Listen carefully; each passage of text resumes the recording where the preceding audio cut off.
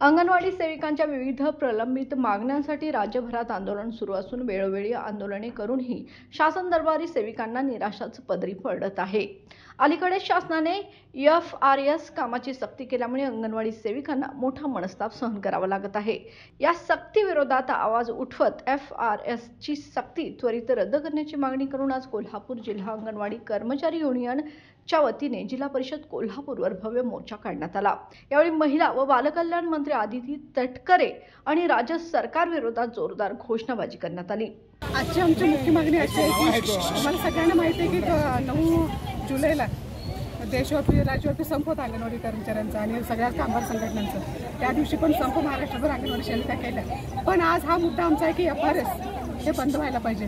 FRSच्या माध्यमातून अंगणवाडी कर्मचाऱ्यांची भयंकर पिळवणूक होते, मानसिक त्रास होतोय। आज महाराष्ट्रातल्या 4 सेविका आमचे एक्सपायर झाले आहेत FRSमुळे आणि खूप प्रेशरदायक काम आहे आणि वर्जन वारंवार बदलत असतं मोबाईलचं। एक तर सिम कार्ड कंपनीचं नाही आहे, मोबाईल कंपनीचं नाही आहे, प्रायव्हेट मोबाईलमध्ये काम करतात नवऱ्याचे किंवा मुलांच्या मोबाईलमध्ये अंगणवाडी सेविका, आणि त्या प्रेशरखाली सेविकांना BP शुगरचा त्रास जास्त सुरू झाला आहे। आणि महाराष्ट्रात इथून पुढे जर सेविकांना काहीतरी झालं, एक्सपायर झालं सेविका, तर ह्याला पूर्णपणे देवेंद्र फडणवीस सरकार हे जबाबदार असणार आहे आणि हे पूर्णतः बंद करावे आणि लवकरात लवकर, अन्यथा याच्या म्हणजे तीव्र स्वरूपाचं आंदोलन इथून पुढे आम्ही करणार आहोत। आणि आता हायकोर्टात आम्हाला जायची वेळ आली, वारंवार निवेदन दिलं आम्ही 100 वेळा, तरी मनावर घेत नाही। मग FRS आम्ही मुद्दा घेऊन हायकोर्टात आम्ही गेलोय, 8 दिवसापूर्वी केस दाखल केली आहे आणि 3000 रुपये वाढवलं मानधन त्यांनी 5-6 महिन्यापूर्वी, आणि तेव्हापासून त्यांना एवढं म्हणजे 9 तास कामाची वेळ वाढवली, 3 तास 9 तास कामाची वेळ दिली त्यांना, सर्वे GPS लावलं पाठीमागे त्यांच्या। आणि या सगळ्या प्रेशरखाली मला वाटतं की अंगणवाडी सेविका भयंकर मानसिक तणावाखाली आहेत, अधिकारी लोक त्यांच्यावर प्रेशर आणतायत, त्याच्यामुळे सेविकाच्या जीवाला धोका आहे आणि हार्ट अटॅकने त्या मरू सुद्धा शकतात। त्याच्यामुळं ह्या सगळ्या प्रकरणाला मोदी सरकार आणि फडणवीस सरकार असणार आहे।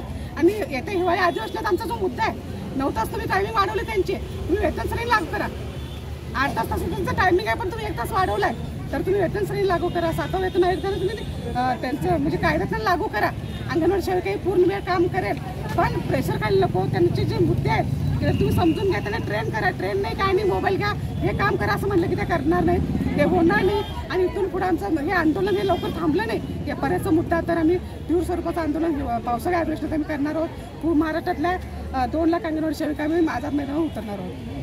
दरम्यान जिल्हा परिषदेसमोर या मोर्चांचे सभेत रूपांतरण झाले। आंदोलनकर्त्यांनी आपल्या मागण्यांचे निवेदन जिल्हा परिषदेचे मुख्य कार्यकारी अधिकारी यांना सादर केले। या मोर्चात कॉम्रेड अप्पा पाटील, जयश्रीताई पाटील, सरिता कंदले, शोभा भंडारी, विद्या कांबळे, अर्चना पाटील, क्षमा पठाण, कुंदा बडबडे, अनिता माने, सुनंदा कुऱ्हाडे, अंजली क्षीरसागर यांच्यासह शेकडो अंगणवाडी कर्मचारी, महिला सहभागी झाल्या होत्या।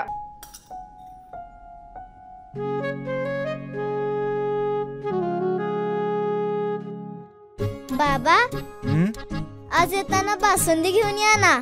अगं, कालच आपण आईचा वाढदिवस होता म्हणून आणली होती ना। ऐकलं, गोकुळची बासुंदी पुन्हा खावीशी वाटतेय। खरं सांगू, मलाही खावीशी वाटतेय।